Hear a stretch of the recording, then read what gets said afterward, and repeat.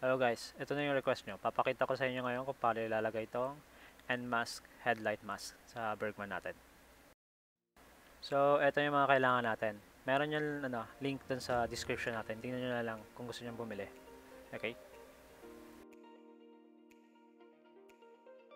So, ito yung headlight mask natin. Hindi yung kasya sa headlight natin. So, kailangan natin tabasan both sides. So, patabas nyo na lang sa marunong kung hindi kayo marunong. Kasi ako, tingnan nyo, hindi ako marunong yan. Tinabas ko na lang DIY ako. So, ganun lang naging itsura. Pangit, diba? And kailangan natin ng flat bar yung thick para dito. Para hindi gumalaw yung headlight mask natin. Hinati ko na lang yung sa dalawa. Kailangan rin natin yung flat bar na thin para dun sa visor. Okay? Para, alam mo na, may kabit natin yung visor, may lowered natin.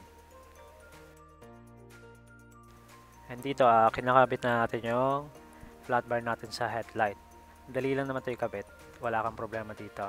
Kahit may kamay ka lang nga eh. Pero mas maganda may tools ka para mahigpitan mo. Kasi mahirap pag wala kang tools. Isa-isay mo yung higpitan. Sakit rin yung sama eh.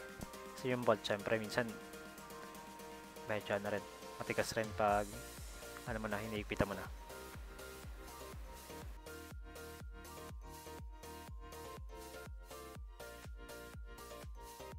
Kung makapansin nyo, wala akong kinakat sa video para makita nyo naman na ito yung whole process. Kasi baka mamaya sabihin nyo, kinakat ko, hindi ko pinapakita lahat ng ginagawa ko.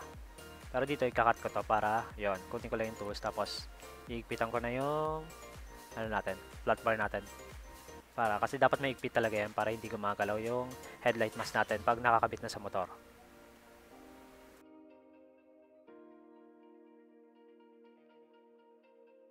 So, ayan na, nakakabit na natin, nahigpitan na natin. Yan ang itsura niya, final na itsura niya.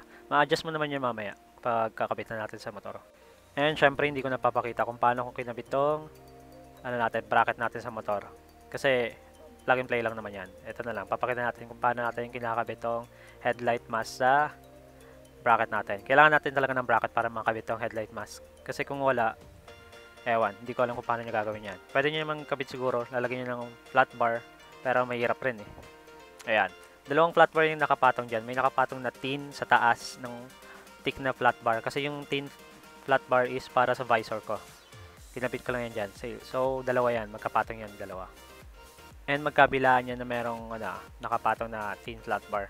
Kasi, syempre, alam naman sa kabila ko nilalagay yan. Sa kaliwa lang. Syempre, dapat sa kanan rin. And again, sa mga nagtatanong o nagtataka kung bakit kailangan ko ng tin flat bar na yan, is because yung visor ko hindi kasya yung butas dyan sa bracket. So, para lang magkasya yung butas ng mga bolts sa bracket dyan sa visor, kailangan mo ng flat bar. And ginawa ko na rin yan para may lowered ko yung visor ko. Para maganda-ganda tingnan. Ayoko kasi nakataas masyado or nakaharang sa view ko yung visor. Hindi ko trip. Ewan, trip ng iba pero sa akin hindi. Syempre, preference lang naman yan. So, ayan. Hinihigpitan ko na lang yung mga bolts para sigurado akong hindi na magalaw yung headlight mask natin. Tapos ito, ikakabit na natin yung windshield or yung visor natin sa motor, syempre. Ayan, naka-check ko na rin naman, sakto yung butas. Ginawa ko. Ang technique lang nga pala dito para hindi kayo mahirapan is ikabit nyo muna ito yung sa pinakababa before nyo ikabit yung nasa taas. Kasi pag kinabit nyo yung nasa taas, mahirapan na kayo dahil medyo matigas, ang hirap na ikabit yung bolts sa baba niyan. Kaya pinakaunahin nyo is yung pinakababa muna na bolts before kayo maglagay sa taas. Pag nagawa nyo yan, wala nang problema yan. Madali na lang yan kasi may bolts sa taas, naka-expose naman yan eh. Madali mo lagyan ng bolts. Pero pag nasa baba, ang hirap kasi nga, yun, sabi ko sa inyo, nakapatong yung dalawang flat bar dyan. Tapos meron pang headlight mask na nakaharang. Kaya mahirap talaga ikabit sa baba pag inuna mo yung nasa taas. Okay? And tip number 2, kaya ako inuna yung sa baba kasi pag inuna mo yung sa baba, ma-adjust mo pa yung visor natin kung tama talaga, kung nakakitna ba talaga or hindi. Kasi pag inuna mo yung sa taas, ang hirap i-adjust ng visor natin. Parang minsan tabingi pala yung pagkalagay mo or naka-right or naka-left. Nahirapan ka na, syempre tatanggal ka na naman. Ulitin mo na naman yung process mo. So, katulad nito. So, napansin ko na hindi masyadong nakapantay yung visor. Medyo nakatabingi. Kaya, ina-adjust ko na siya. And kung iniisip nyo na dahil dito sa, kunyari na hindi siya na magiging matibay, Siyempre, hindi pa nakalagay yung dalawang bolt sa taas. Pag nilagay mo yung dalawang bolt sa taas, magiging matibay na yan. Hindi na yan gagalaw kahit anong mangyari. So, ayan na mga paps ha. Tinuturo ko na sa inyo kung paano gawin ha. Baka mamaya madami na naman sa akin magtanong dyan kung paano.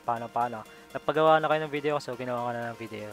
So, sana naman mag-subscribe na lang kayo. Okay? Salamat!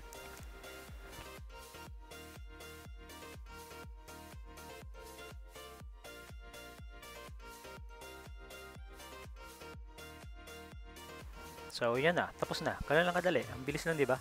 Dali lang yun pag nagawa mo na. Pag madami or pag kompleto ka na ng parts, madali na lang yan. Di ba? Walang kahirap-hirap. Kakat mo lang sa dalawang sides. Then, ayun na. Kabit na agad. Bilis lang yan. Thank you for watching. Subscribe na lang.